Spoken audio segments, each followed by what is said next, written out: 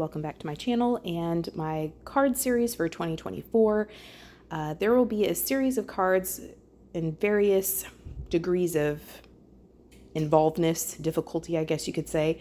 And the first few are very, very simple, and that is because we are going to be utilizing a lot of pattern paper. So here I have a Fun Stamper's Journey triangle nesting die set, and I also have some Waffle Flower nesting stars. I'm going to use the smallest star, and then I'm going to use the 4 smallest triangles. I picked some pattern paper from Paper Studio. You can use whatever you have in your stash. I like choosing pattern paper from an actual pad because all of the papers in that pad are designed to go together, so you don't have to worry about dealing with varying color palettes that just don't mesh.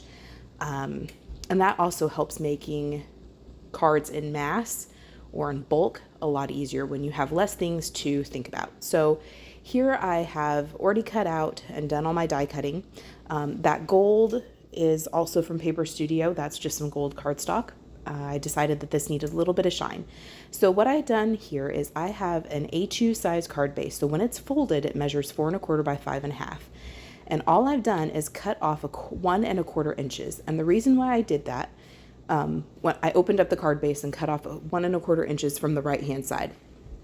The reason I did that is because this triangle about midway is 1 1/4 inches. And I wanted this triangle to essentially finish the bottom of the card, if that makes any sense. So I'm going to apply glue to the left-hand side of this triangle, and I'm going to align it to where its right-hand corner aligns with the right-hand side of our card base. So when you open this card, you are going to be able to see the backside.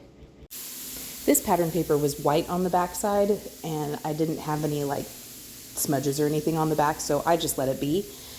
And then I'm going to go ahead and put the star at the top. So I'm doing the bottom of the card and the top of the card. This way I can kind of distribute the remaining triangles evenly. I only did 4 triangles, but you could do more if you wanted to. I just felt like these 4 fit the size of this card better, but you can do whatever you feel works for you. So again, I'm just doing the same thing, applying glue to the left-hand side, and then putting this to where like the peak of the triangle, the point of the triangle, is going along the edge of the card. One of the things that I discovered as I kept doing this, because I made 12 of these cards, I'm only making 1 on screen for you today, but I ended up making 12 of these. One of the things that I would have done differently, and that I did do differently as I progressed, is this top triangle. I only applied glue and kind of pressed toward the peak of the triangle because I ended up needing to tuck that next size bigger triangle underneath it. I ended up putting it on top, and I was like, that looks weird.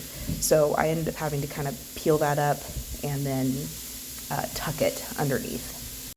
So here you can see me kind of peel that up, that top triangle, and tuck the other triangle underneath it. And this made it look like a tree on the side of the card. This inspiration actually came from something I saw on Pinterest, and I thought it was really cute. And again, this is just a very easy way to mass produce something that's different.